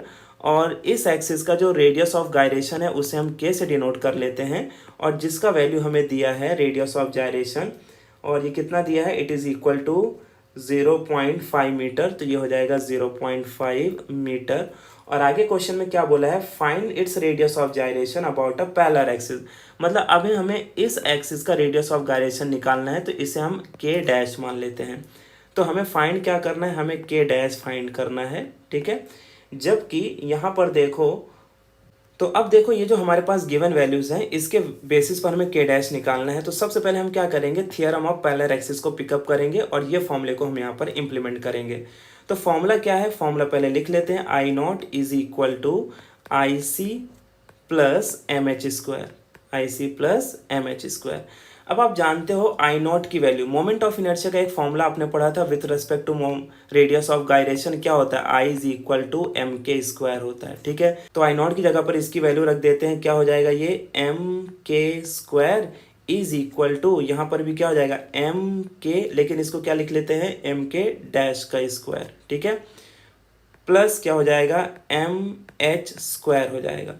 अब देखो m को हम पहले कॉमन निकाल लेते हैं, तो ये हो जाएगा एम के स्क्वायर, और यहाँ से मैं कॉमन निकालूंगा तो ये हो जाएगा m, और ब्रैकेट में क्या हो जाएगा, k डैश का स्क्वायर प्लस h का स्क्वायर, और दोनों तरफ m से m क्या हो जाएगा, कैंसल। तो बचा k स्क्वायर की यहाँ पर क्या वैल्यू है, चलिए समझते हैं। तो सबसे पहले इसे आपको करना क्या है कि डेसिमल हटाना है, तो इसे लिख लो 4 × 10⁻⁻1 लिख लो, और इसे आप लिख लो 5 × 10⁻⁻1। तो बड़ी आसानी से ये हमें स्क्वायर करके मिल जाएगा। तो k का स्क्वायर, तो k की वैल्यू क्या है 5, तो 5 का स्क्वायर कितना हो जाएगा 25 इंटू 10 रेज टू क्या हो जाएगा -2 हो जाएगा, ठीक है। Is equal to k dash का स्क्वायर एज इट इज रखेंगे क्योंकि यही तो हमें फाइंड करना है, प्लस यहाँ पर क्या करने वाले हैं h का स्क्वायर, और h की वैल्यू है 4, तो ये हो जाएगा 16 इंटू 10 रेज टू -2 का स्क्वायर। नेक्स्ट स्टेप में क्या करेंगे, देखो सबसे पहली बात ये है कि इसको हम इधर लेके आएंगे तो ये कितना हो जाएगा, this will be equal to, ये हो जाएगा 25 into 10 raise to -2 minus 16 into 10 raise to -2 is equal to k dash का स्क्वायर, ठीक है। अब यहाँ पर देखो पावर तो दोनों में सेम है, तो कॉमन पावर बाहर निकाल लो, तो ये हो जाएगा 25 माइनस 16। आप चाहे तो डायरेक्ट स्टेप भी यहाँ पर अप्लाई कर सकते हो, इतना सिंप्लीफाई करने की कोई नेसेसरी कंडीशन नहीं है। तो ये हो जाएगा k1 का या k डैश का स्क्वायर, मैंने k1 लिख दिया यहाँ पर, आप समझ जाना k डैश है, ठीक है। तो अब 25 माइनस 16 करूँगा तो क्या हो जाएगा 9 इंटू 10 रेज टू -2, ठीक है, और ये हो जाएगा बेसिकली k डैश का स्क्वायर, ठीक है। तो यार अच्छा होता है कि मैं अगर k1 मान लेता है ना, बिकॉज k डैश और k1 हो रहा है, बट आप समझ जाओ या तो आप k डैश मान लेना या तो k1 मान लेना, ठीक है। अब यहाँ पर स्क्वायर है तो बेसिकली यहाँ पर रूट आ जाएगा क्योंकि हमें तो सिर्फ k डैश चाहिए है, तो ये हो जाएगा 9 इंटू 10 रेज टू -1, ठीक है, तो सॉरी -2 है, इज इक्वल टू क्या हो जाएगा k डैश।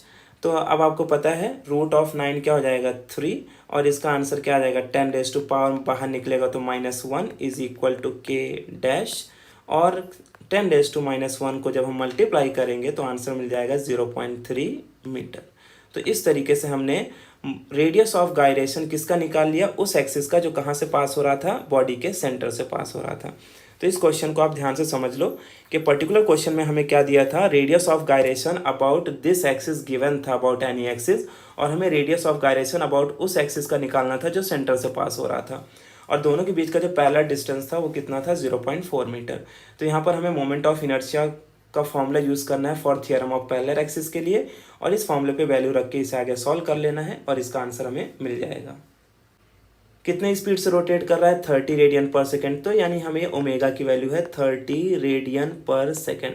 देखो यार आपको ना यूनिट देख के ना वैल्यू पहचानने आनी चाहिए, जैसे रेडियन पर सेकेंड है तो हम समझ जाएंगे कि ओमेगा दिया है, यहीं पर मीटर पर सेकेंड होता तो हम समझ जाते कि वी दिया है।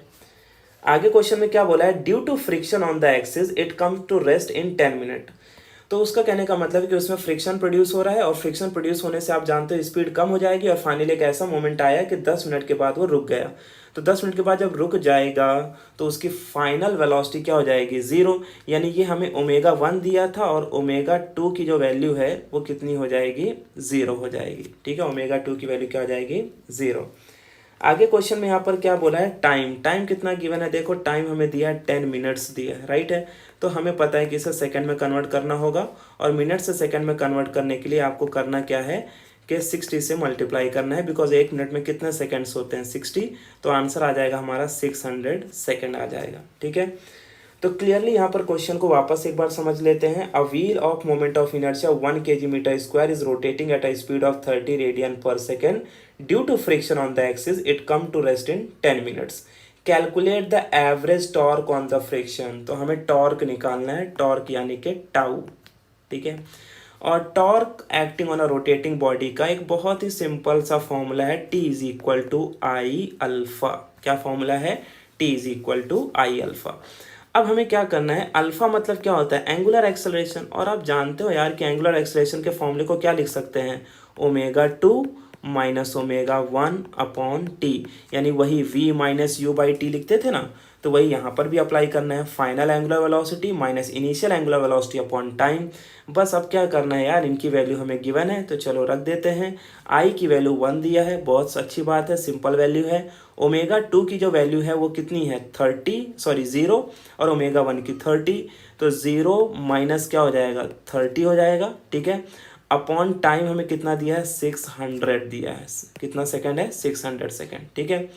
तो आगे हम इसे सॉल्व करते हैं, तो देयरफॉर इसे लिखेंगे टाउ इज इक्वल टू, ये कितना हो जाएगा, tau is equal to -30 upon 600, तो 0 cancel, therefore you will write tau is equal to, अब क्या लिखोगे लिखोगे 3 से डिवाइड कर लो तो ये हो जाएगा -1/20 हो जाएगा। अब मैं सच बता रहा हूँ, इस स्टेप पे आने के बाद ना बहुत सारे स्टूडेंट इसे सॉल्व नहीं कर पाते हैं, उनको लगता है यार अब इसे कैसे सॉल्व करेंगे। तो एक तो बेसिक तरीका है जो आप नॉर्मली सॉल्व कर सकते हो, लेकिन इसको सॉल्व करने का एक और तरीका मैं आपको बता देता हूँ। इसे लिखो आप 1/2 लिख लो और 0 को लिख लो 10⁻1, लिख सकते हैं ना ऐसा, तो 10⁻1। अब आप जानते हो इसे क्या लिखेंगे, t is equal to minus, और बचेगा क्या, 10⁻1 ऊपर चला जाएगा तो आएगा 1/2, और 1/2 मतलब यार हाफ होता है, तो ये हो जाएगा 0.5 इंटू 10⁻, क्या हो जाएगा, -1 ऊपर जाएगा।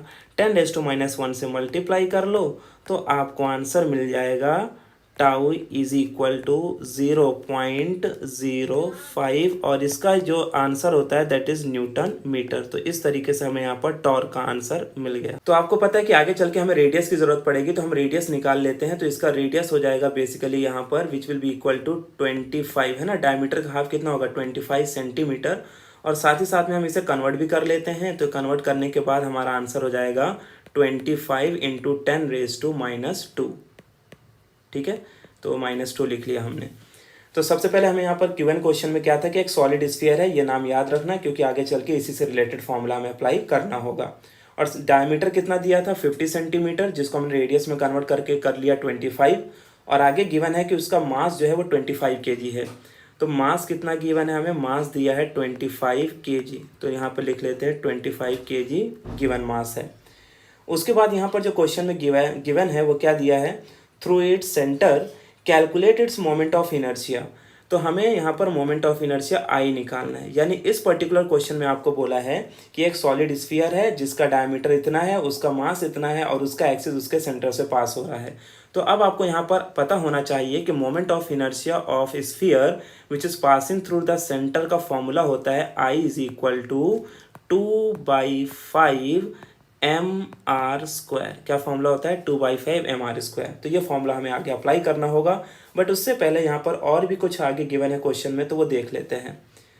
If it's angular velocity changes from 2 radian per second to 1 radian per second. तो पहले ω1 की वैल्यू यहाँ पर कितनी दिया है, 2 रेडियन पर सेकेंड, कितनी दिया है 2 रेडियन पर सेकेंड। बाद में इसकी स्पीड हो जाती है that will be equal to 1 radian per second, ठीक है, ओके। और कितने टाइम में, तो टाइम भी दिया है अपने को दैट इज 5 सेकेंड में, तो 5 सेकेंड यहाँ पर लिख लेते हैं, ये अपने को टाइम गिवन है। आगे क्वेश्चन में यहाँ पर क्या बोला है, कैलकुलेट द टॉर्क अप्लाइड। तो यानी हमें यहाँ पर मोमेंट ऑफ इनर्शिया के साथ साथ टॉर्क भी कैलकुलेट करना है। तो लिखते हैं T is equal to question mark, ठीक है। तो ये सारा हमारे पास गिवन डेटा है। तो सबसे पहले जैसे कि मैंने आपको बताया मोमेंट ऑफ इनर्शिया कैलकुलेट कर लेते हैं। तो याद रखना इसका फॉर्मूला क्या है, 2/5 mr²। तो therefore I is equal to 2/5, और इसे हम लिखते हैं m स्मॉल r का स्क्वायर, क्योंकि हम डिनोशन में r को हमने स्मॉल r से डिनोट किया है, मास को स्मॉल m से डिनोट किया है। बट कोशिश करना है कि जो भी मोमेंट ऑफ इनर्शिया से रिलेटेड क्वेश्चन हो वहाँ पर आप मास को कैपिटल M से और रेडियस को कैपिटल R से डिनोट करो, और अगर आप नहीं भी करते हो तो इससे कुछ फ़र्क नहीं पड़ने वाला है। तो देयरफॉर यहाँ पर हम लिख लेते हैं I इज इक्वल टू, ये क्या हो जाएगा 2/5, तो ये हो जाएगा 2/5। m की वैल्यू कितना गिवन है 25, तो इसे लिख लेते हैं 25 इंटू r की जो वैल्यू है वो कितनी गिवन है, r की वैल्यू है 25 इंटू 10⁻²। तो यहाँ पर हम इसे लिख लेते हैं 25 इंटू 25, और 10⁻² का स्क्वायर करूँगा तो क्या हो जाएगा -4 हो जाएगा, ठीक है, ओके। अब आपको यहाँ पर समझ में आ रहा होगा कि 5 से इसे अगर मैं कट करूँ तो क्या हो जाएगा 5, और 25 इंटू 25 का आंसर कितना होता है 625। तो I इज इक्वल टू, यहाँ पर मैं इसे लिख लेता हूँ 625, और 5 2 से कितना होता है 10, तो 10 का मतलब क्या होता है 10⁻1, तो 10⁻1 और 10⁻4 आंसर क्या आएगा 10⁻3, और ये आंसर हमें मिल गया kg मीटर स्क्वायर, ठीक है। इसे अगर आप और सॉल्व करना चाहते हो तो आप कर सकते हो, वैसे इसकी कोई नेसेसरी कंडीशन नहीं है, बट फिर भी अगर आप मैच करना चाहते हो आंसर से तो इसे लिख सकते हो 0.625, बिकॉज 10⁻³ का मतलब है कि 3 डिजिट पीछे शिफ्ट हो जाएगा, तो ये आंसर आ जाएगा kg मीटर स्क्वायर। तो इस तरीके से हमें मोमेंट ऑफ इनर्शिया मिल गया। नेक्स्ट और हमें इसमें क्या कैलकुलेट करना है कि कितना टॉर्क अप्लाइड हुआ है। अब हम जानते हैं टॉर्क का फॉर्मूला क्या होता है, एज वी नो दैट कि टॉर्क का फॉर्मूला होता है I अल्फ़ा क्या होता है आई अल्फ़ा। लेकिन सिंस अल्फ़ा नहीं दिया है तो हम उसकी जगह पर लिखेंगे ओमेगा 2 माइनस ओमेगा 1 अपॉन क्या हो जाएगा टी हो जाएगा। ठीक है, ओके। अगर आप ध्यान से देखोगे, जैसे मैं सॉल्व करते करते देख पा रहा हूँ कि यार एक पैटर्न बन रहा है ना। यानी कि पहले हमने जो क्वेश्चन सॉल्व किए थे वहाँ पर related to moment of inertia question आ रहे थे, फिर बीच में रोड से रिलेटेड एक दो क्वेश्चंस आए, फिर वापस से यहाँ पर मोमेंट ऑफ इनर्शिया और टॉर्क के कॉम्बिनेशन वाले क्वेश्चंस आ रहे हैं, है ना। तो कुछ कॉम्बिनेशन यहाँ पर बनता हुआ दिखाई दे रहा है। तो देयरफॉर यहाँ पर टाउ इज इक्वल टू क्या हो जाएगा आई की जो वैल्यू है वो कितनी मिली है 625 इंटू 10⁻³ लिख लेंगे। क्या लिखेंगे 625 इंटू 10⁻³ ओमेगा 2 की यहाँ पर जो वैल्यू हमें गिवन है वो कितना दिया, ओमेगा 2 दिया था 2 शायद ना। चलो देख लेते हैं 2 और ओमेगा 1 की वैल्यू है 1। तो यहाँ पर हो जाएगा 2 माइनस 1 और टाइम जो गिवन है हमें that is equal to 5 second. तो अपॉन में 5 लिख लेंगे। तो 2 माइनस 1 करेंगे तो यार कितना आएगा, तो 2 माइनस 1 करेंगे तो यार कितना आएगा 1 ही आएगा। तो टाउ इज इक्वल टू ये हो जाएगा आपका 625 इंटू 10⁻³ और अपॉन में यहाँ पर क्या हो जाएगा 5 बिकॉज 2 माइनस 1 1 और आप ऐसे डिवाइड कर लो तो आंसर क्या आ जाएगा 125। तो टॉर्क का जो आंसर हमें यहाँ पर मिला T इज इक्वल टू ये कितना आ जाएगा 125 इंटू 10⁻³ कितना होता है 10⁻³ होता है। ठीक है, और इसका टॉर्क का जो यूनिट होता है वो न्यूटन मीटर होता है। तो याद रखना है newton metre is the SI unit of torque. इसे अगर आप और सिंप्लीफाई करना चाहते हो तो इसे लिख सकते हो T इज इक्वल टू ये बेसिकली हो जाएगा 0.125 न्यूटन मीटर। क्या हो जाएगा 0.125 न्यूटन मीटर हो जाएगा। ठीक है, तो शायद वहाँ पर अगर आप देखोगे तो वहाँ पर 1.25 दिया है, बट इसका सही आंसर यही होने वाला है। ठीक है, तो चलिए अब हम नेक्स्ट क्वेश्चन देखते हैं। तो देखो यहाँ तक हमने 10 क्वेश्चंस ऑलरेडी कर लिए हैं। अब इसके बाद जो क्वेश्चंस है वो हम वही करने वाले हैं जो बेसिकली फरवरी या मार्च के बोर्ड एग्जाम में पूछे गए थे। तो चलिए देखते हैं क्वेश्चन नंबर 11 जो हमारा नेक्स्ट क्वेश्चन है। ये पर्टिकुलर क्वेश्चन पूछा गया था मार्च 2018 के एग्जाम में। तो चलिए समझते हैं क्या गिवन है। A flat curve on a highway has a radius of curvature 400 metre. यानी यहाँ पर रेडियस ऑफ कर्वेचर आर की वैल्यू गिवन है जिसकी वैल्यू कितनी दिया है 400 मीटर दिया है। ठीक है, ओके।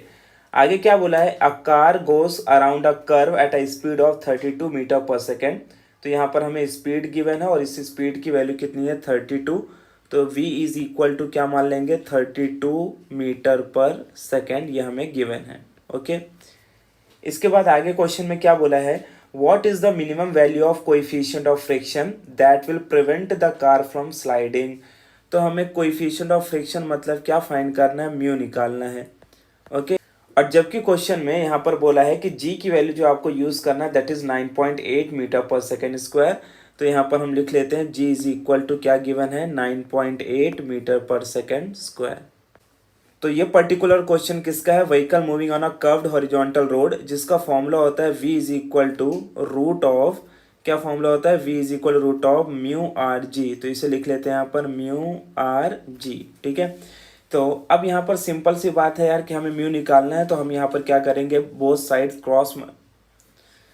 तो अब यहाँ पर देखो सिंपल सी बात आ जाती है कि म्यू निकालने के लिए मुझे क्या करना पड़ेगा, स्क्वायरिंग ऑन बोथ साइड। तो मैं स्क्वायरिंग ऑन बोथ साइड करूंगा तो ये हो जाएगा v square is equal to, इसे लिखेंगे म्यू आर और ये क्या हो जाएगा जी हो जाएगा। तो देयरफॉर अगर मुझे म्यू निकालना है तो म्यू की वैल्यू क्या आ जाएगी, mu will be equal to ये हो जाएगा वी स्क्वायर अपॉन क्या हो जाएगा आर इंटू जी हो जाएगा। ठीक है, अब फाइनली हम क्या करेंगे, वैल्यूज को पुटअप कर लेते हैं। So therefore you get mu is equal to कितना हो जाएगा, mu is equal to v square. अब वी की वैल्यू हमें यहाँ पर क्या गिवन थी 32। तो 32 इंटू 32 लिखेंगे, 32 इंटू और ये हो जाएगा 32 अपॉन आर की वैल्यू हमें पता है 400 है और जी की वैल्यू जो गिवन है दैट इज 9.8। जी की वैल्यू कितना दिया है 9.8। तो सबसे पहले हम यहाँ पर क्या करेंगे, इसे थोड़ा सिंप्लीफाई कर लेते हैं। और इसे सिंप्लीफाई करने के लिए हमें क्या करना पड़ेगा, कट करना पड़ेगा। तो ये जो 32 तो में दिख रहा है, इस 32 का मतलब हम जानते हैं 8 4 ज़ा 32 होता है और 8 5 ज़ा 40, तो ये नीचे 50 आ जाएगा। और इसको वापस से हम कट कर सकते हैं। कैसे कट करेंगे, देखो इसको थोड़ा सिंपल करते हैं, इसे 2 से कट करके 16 बना देते हैं और इसे 2 से कट करके 25 बना देते हैं, ठीक है। तो फाइनली अब हम इस वैल्यू को क्या लिख लेंगे, we can write mu is equal to, ये जो 4 इंटू 16 है ये कितना हो जाएगा, 4 इंटू 16 ये 64 हो जाएगा। लेकिन मैं चाहता हूँ कि इसे आप और सिंपल कर लो, इसे लिखो 4 इंटू और ये कितना हो जाएगा 16 अपॉन यहाँ पर क्या है 25 इंटू 9.8, तो ये 9.8 को ऐसे लिख लो आप, इंटू क्या करो 25 लिख लो, ठीक है। ओके, अब नेक्स्ट स्टेप में आप दो काम कर सकते हो यहाँ पर।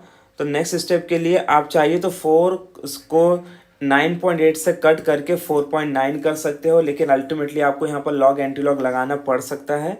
तो मैं इसे सिंपल लिख देता हूँ 64 और अपॉन में क्या हो जाएगा 25 8 जा 200, तो 0 आ जाएगा, राइट। बैलेंस कितना आएगा 20 और 25 9 जा कितना होता है 25 9 जा कितना होगा 225 प्लस 20 यानी कि हो जाएगा 245 हो जाएगा, ठीक है। 0.0 आ जाएगा। तो फाइनली जो हमें यहाँ पर वैल्यू मिलती है वो कितनी मिल जाती है, दैट इज 64 अपॉन 245, ठीक है। अब हमें सिंपली यहाँ पर क्या करना है, लॉग एंटी लॉग का स्टेप अप्लाई करना है। सो देयरफॉर इसे मैं यहाँ पर लिखता हूँ म्यू इज इक्वल टू, और ये क्या हो जाएगा एंटी लॉग लॉग ऑफ क्या हो जाएगा 64, तो यहाँ पर 64 लिखेंगे माइनस लॉग ऑफ कितना लिखना है 245, तो ये हो जाएगा 24 और ये हो जाएगा 5, ठीक है। अब हमें यहाँ पर क्या करना है, लॉग को और आगे सॉल्व करना है। तो म्यू इज इक्वल टू, तो ये क्या हो जाएगा यहाँ पर एंटी लॉग, और कितने यहाँ पर वैल्यूज़ हैं देखो, तो यहाँ पर 1 पॉइंट्स। तो अब हमें क्या करना है 64 में 0 देखना है। तो आप 64 में जब 0 देखते हो लॉग में, तो आपको इसका वैल्यू मिलता है 8062, ठीक है। तो क्या मिलेगा 8062 माइनस यहाँ पर कितना आ जाएगा, टोटल 3 है तो 1 माइनस करेंगे 2 आ जाएगा यहाँ पर। तो अब हमें देखना है 4 में 5 देखना है, तो 24 में 5 देखेंगे तो इसकी वैल्यू मिलती है 3892 मिलती है, ठीक है। ओके, अब यहाँ पर हमें इसे सिंप्लीफाई क्या करना है कि इसे माइनस कर लेना है। तो therefore we will write mu is equal to, जब हम इसे माइनस करेंगे तो देखो क्या आ जाएगा, तो माइनस करने के बाद इसे हम लिखेंगे एंटी लॉग, और इसकी जो वैल्यू है यहाँ पर चलो माइनस कर लेते हैं। तो देखो सबसे पहले हमें क्या करना पड़ेगा, 2 में से 2 जाएगा तो 0, 16 में से 9 जाएगा तो 7, और 9 में से 8 जाएगा तो 1, और वहीं 7 में से 3 जाएगा तो क्या आएगा 4, और 1 में से 2 जाएगा तो 1 बार आ जाएगा आंसर, ठीक है। तो इस तरीके से हमें अब लास्ट स्टेप में इसका एंटीलॉग निकाल लेना है। तो therefore mu is equal to, देखो इसके एंटीलॉग का आंसर क्या मिलेगा, 41 में 7 का 0 देखना है, क्या देखना है 41 में 7 0। तो इसको कैसे देखेंगे, तो अब यहाँ पर क्या करना है, आपको एंटीलॉग देखना है 41 में 7 का 0। तो जैसे आप एंटीलॉग देखोगे तो आपको देखो वहाँ पर आंसर मिल जाएगा, that will be equal to 0 point, और यहाँ पर लिखेंगे 2612 हो जाएगा, ठीक है। तो ये इसका फाइनल आंसर हमें मिल गया। याद रखना है कि कोएफिशिएंट की वैल्यू हमेशा 0 पॉइंट में ही आती है, ठीक है। A vehicle is moving on a circular track whose surface is inclined towards the horizontal at an angle of 10 degree. तो यहाँ पर क्या बोला है कि एक व्हीकल है जो सर्कुलर ट्रैक में मूव कर रहा है, और उसका जो एंगल ऑफ बैंकिंग है वो कितना यहाँ पर गिवन है, एंगल ऑफ बैंकिंग थीटा की वैल्यू दिया है 10 डिग्री, तो 10 डिग्री लिख लेते हैं। और आगे क्या बोला है, the maximum velocity with which it can move safely is 36 kilometre per hour. तो maximum velocity which it can move का मतलब हो गया कि उसकी जो मैक्सिमम सेफ्टी स्पीड है वो कितनी यहाँ पर गिवन है 36 किलोमीटर पर आवर। तो यहाँ पर हम लिख लेते हैं 36 किलोमीटर पर आवर। अब आप जानते हो कि इसे हमें मीटर पर सेकंड में कन्वर्ट करना होगा, तो 36 को हमें क्या करना है 5/18 से मल्टीप्लाई करना है, तो 18 2 जा, और फिर इसे यहाँ पर आगे सॉल्व कर लेना है, तो ये आ जाएगा 10 मीटर पर सेकेंड। तो हमें यहाँ पर उसकी जो स्पीड है व्हीकल की वो कितनी मिल गई 10 मीटर पर सेकेंड। और आगे क्या बोला है, calculate the length of the circular track, और हमें length of the circular track मतलब एल कैलकुलेट करना है। अब आप जानते हो लेंथ ऑफ सर्कुलर ट्रैक मतलब सर्कल का लेंथ कितना होता है 2πr, सर्कल का लेंथ कितना होता है 2πr। तो अब आप समझ जाओगे कि हमें एक्चुअली में यहाँ पर क्या करना है, यानी हमें यहाँ पर r की वैल्यू को कैलकुलेट करना है। पहले हम क्या करेंगे, रेडियस निकाल लेंगे और उसकी वैल्यू को 2π से मल्टीप्लाई कर देंगे, तो हमें लेंथ ऑफ द ट्रैक मिल जाएगा। बस इसी तरीके से थोड़ी थोड़ी चीज़ें आपको याद रखना पड़ता है। अब सबसे पहले हमें रेडियस निकालना है, तो रेडियस निकालने के लिए हम क्या करेंगे, फॉर्मूला यूज़ कर लेंगे एंगल ऑफ बैंकिंग वाला। तो देयरफॉर एंगल ऑफ बैंकिंग का फॉर्मूला क्या है, v is equal to root of, ये हो जाएगा आर जी टेन थीटा। क्या फॉर्मूला होता है, v is equal root of are g tan theta. तो सबसे पहले मुझे अगर r निकालना है तो स्क्वायरिंग ऑन बोथ साइड करना पड़ेगा, तो स्क्वायरिंग ऑन बोथ साइड करूँगा तो ये क्या हो जाएगा, आर जी टेन थीटा हो जाएगा। ठीक है, तो देयरफॉर यहाँ से मुझे बताओ कि r की वैल्यू क्या होगी, r की वैल्यू होगी v square upon g tan theta. क्या होगी, v square upon g tan theta. अब यहाँ पर हम इसकी वैल्यू रख लेते हैं, तो r is equal to v की वैल्यू क्या थी, 10, तो ये हो जाएगा 10 इंटू 10 अपॉन जी की वैल्यू। देखो यहाँ पर हमें कुछ मेंशन नहीं किया है, तो जी की वैल्यू को एज इट इज़ हमें 9.8 ही लेना पड़ेगा। और tan थीटा, तो यहाँ पर क्या लिखेंगे, tan 10 डिग्री। अब tan 10 डिग्री की वैल्यू क्या होती है, तो आपको लॉग टेबल बुक में जाना है और नेचुरल टेंजेंट में जाके देखना है कि 10 डिग्री में 0 में क्या वैल्यू है। ठीक, तो therefore r is equal to, अब यहाँ पर देखो 10 से 10 को मल्टीप्लाई कर देंगे तो ये 100 हो जाएगा, और ये बेसिकली क्या है 9.8 मल्टीप्लाइड बाई, अब हमें करना क्या है कि tan 10 डिग्री की वैल्यू देखना है। तो tan 10 डिग्री की वैल्यू आती है 0.1763। ठीक है, तो ये वैल्यू यहाँ पर हमने रख दिया। इसके बाद आपको सिंपली पता है क्या करना है, अब इसे हमें मल्टीप्लाई करना है। तो मल्टीप्लाई करने के लिए मैं थोड़ा सा इसको इस तरीके से बना देता हूँ कि r इज इक्वल टू, ये बेसिकली हो जाएगा 1 इंटू 10⁻²² हो जाएगा, राइट। 100 का मतलब यही होता है 1 इंटू 10⁻²। और नीचे की जो वैल्यू है इसे हमें क्या करना पड़ेगा, किसी ना किसी तरीके से इसको मल्टीप्लाई कर लेना है। मल्टीप्लाई करने के बाद जो इसकी वैल्यू मिलेगी दैट इज़ 1.7277 आएगा। ठीक है, ये इस तरीके से मैंने क्यों बोला है, क्योंकि 2 डिजिट का मल्टीप्लिकेशन तो आप कर ही सकते हो। और अब आपको क्या करना है कि इसका रेसिप्रोकल देखना है। कैसे रेसिप्रोकल देखना है, 1.7 में 2 का 7, फिफ्थ डिजिट को छोड़ देना है। तो वापस मैं आपको बोलता हूँ कि अगर आपको रेसिप्रोकल नहीं आता है तो आप रेसिप्रोकल का वीडियो वॉच करके इसे सीख सकते हैं, जो कि आपको प्लेलिस्ट में मिल जाएगी।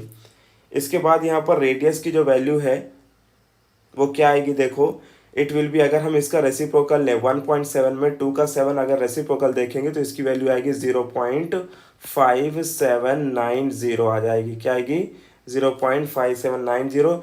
पावर क्या है, 10⁻² है, ये याद रखना है। Done, okay.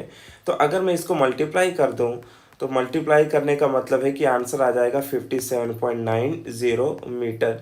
ये जो हमें मिला है ये रेडियस मिला है। हमें निकालना क्या था, length of the circular track. और length of the circular track का फॉर्मूला क्या होता है, 2 पाई इंटू आर होता है। क्या होता है, 2 पाई इंटू आर। तो therefore l is equal to क्या हो जाएगा, therefore l is equal to 2 इंटू पाई की वैल्यू क्या है 3.142, और आर जो है बेसिकली वो हमने निकाला है कितना है 57.90। अब यहाँ पर आपको सिंपली पहले करना क्या है कि यहाँ पर ये दोनों को मल्टीप्लाई कर लेना है। तो इसको लिखते हैं L इज इक्वल टू 3.142 को एज इट इज़ रखेंगे और 57.9 को 2 से मल्टीप्लाई कर लेते हैं। तो 2 से मल्टीप्लाई करेंगे तो इसकी वैल्यू अपने को क्या मिलेगी, देखो तो ये हो जाएगा 115.8 हो जाएगा समथिंग। ठीक है, तो इसको हम मल्टीप्लाई करने के बाद अब हमें ये दोनों वैल्यू को मल्टीप्लाई करना है। तो बेटर है कि आप यहाँ पर लॉग एंटी लॉग यूज़ करो। तो लॉग एंटी लॉग यूज़ करने के बाद फाइनली जो भी आंसर आपको मिलेगा that will be something to.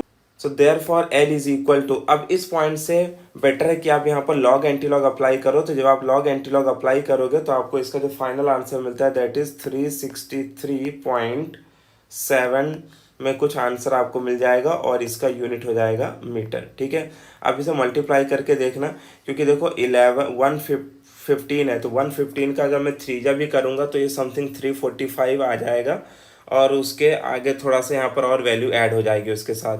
तो नॉर्मल मल्टीप्लिकेशन करने से अच्छा है कि लास्ट में आप इसे लॉग एंटी लॉग से सॉल्व कर लो। नेक्स्ट अब हम देखते हैं क्वेश्चन नंबर 13। ये भी क्वेश्चन बेसिकली मार्च 2017 में पूछा गया था। तो चलिए देखते हैं क्या गिवन है यहाँ पर।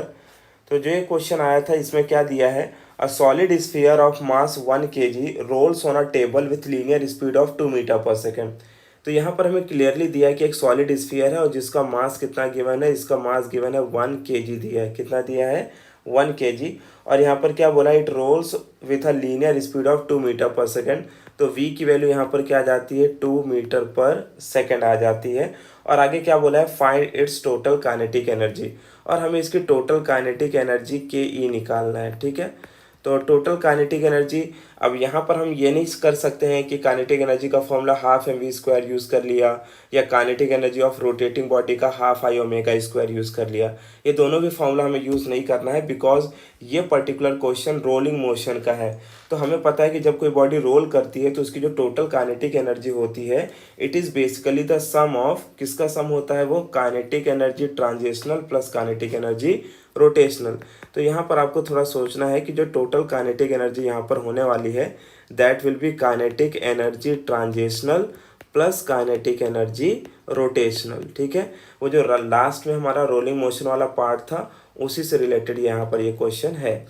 तो देयरफॉर काइनेटिक एनर्जी की वैल्यू क्या हो जाएगी, देखो अब काइनेटिक एनर्जी ट्रांजिशनल का फॉर्मूला क्या होता है, ये होता है हाफ एम वी स्क्वायर।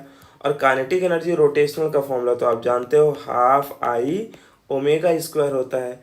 अब सिंस यहाँ पर मुझे मोमेंट ऑफ इनर्शिया नहीं दिया है, तो इसके लिए मैं क्या करता हूँ, लिखता हूँ kinetic energy is equal to, ये हो जाएगा half M we square plus, और उसके बाद यहाँ पर ये हो जाएगा हाफ आई, मतलब क्या, मोमेंट ऑफ इनर्शिया।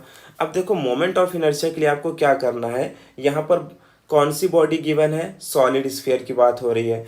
तो moment of inertia of solid sphere का फॉर्मूला यूज़ करना है, जो होता है 2/5 mr²। ठीक है, इनटू क्या हो गया, ये ओमेगा स्क्वायर। डन। अब आप यहाँ पर देखो कि एज वी नो दैट कि v क्या होता है, as v is equal to होता है r ओमेगा। तो यहाँ पर हमने कैपिटल R यूज़ किया है, तो कैपिटल R लिख लेते हैं, क्या होता है r ओमेगा। तो मुझे बताओ ओमेगा की वैल्यू क्या हो जाएगी, v/r हो जाएगी। तो ये जो ओमेगा स्क्वायर दिख रहा है, यहाँ पर हम इसकी वैल्यू को पुटअप कर देते हैं। तो जैसे मैं इसकी वैल्यू को पुटअप करता हूँ, तो मैं लिख सकता हूँ कि kinetic energy is equal to, ये क्या हो जाएगा, half M we square plus, यहाँ पर देखो 2 से 2 तो कैंसिल हो गया, तो यहाँ पर ये क्या हो जाएगा एम आर, तो बचा यहाँ पर क्या 1/5, और ये हो जाएगा mr² इंटू ओमेगा की वैल्यू क्या है, v/r। तो ओमेगा स्क्वायर करूँगा तो क्या हो जाएगा, v²/r²। तो r² से r² भी कैंसिल हो गया। तो देयरफॉर फाइनली मैं क्या लिख सकता हूँ, kinetic energy is equal to, अब यहाँ पर ये क्या हो जाएगा, ये हो जाएगा half M we square plus 1/5 mv²। तो आप यहाँ पर देखोगे तो आपको एक बात समझ में आ रही है कि अब टोटल ये इसकी वैल्यू कितनी हो जाएगी, हाफ mv², और ये क्या है प्लस 1/5 mv²। तो हम इसका क्रॉस मल्टीप्लिकेशन कर लेते हैं, क्योंकि mv² तो दोनों में कॉमन है। तो क्रॉस मल्टीप्लिकेशन करोगे तो क्या होगा, देखो पहले इसे लिख लो mv², फिर अंदर क्या बचेगा 1/2 प्लस 1/5, तो क्रॉस मल्टीप्लिकेशन करोगे तो 7/10 हो जाएगा। तो देयरफॉर फाइनली काइनेटिक एनर्जी की वैल्यू क्या लिख सकते हैं हम, it is equal to mv², और ये हो जाएगा 7/10। सो देयरफॉर अब हम यहाँ पर क्या करने वाले हैं कि काइनेटिक एनर्जी की फाइनल वैल्यू रख देते हैं। तो ये हो जाएगा 7/10 इंटू एम की वैल्यू 1 है और v² कितना होता है 4। ठीक है, अब यहाँ से कट करोगे तो आपको यहाँ पर क्या मिल जाएगा 5, यहाँ पर क्या आ जाएगा 2। देयरफॉर फाइनली हम क्या लिख सकते हैं, kinetic energy is equal to 7 into 2 यानी कि 14 डिवाइडेड बाई 5। अब 14 को आपको डिवाइड करना है 5 से, तो देयरफॉर अब 14 को आपको 5 से डिवाइड करना है, तो therefore kinetic energy is equal to 5 2 से कितना होता है 10, और 4 0 मतलब कितनी बार जाएगा 8 टाइम्स। तो इसकी वैल्यू हमें मिल गई, kinetic energy is equal to 2.8 joule. तो ये लास्ट में कुछ बढ़िया क्वेश्चन थे जो थोड़े से डिफ़िकल्ट मोड में थे, जहाँ पर आपको ज़्यादा इम्प्लीमेंटेशन फॉर्मूला करने की ज़रूरत है, थोड़ा सोचने की ज़रूरत है। और ये दोनों ही क्वेश्चन ऑलमोस्ट समझ लीजिए कि 2 से 3 मार्क्स के एग्जाम में पूछे जाते हैं। ठीक है,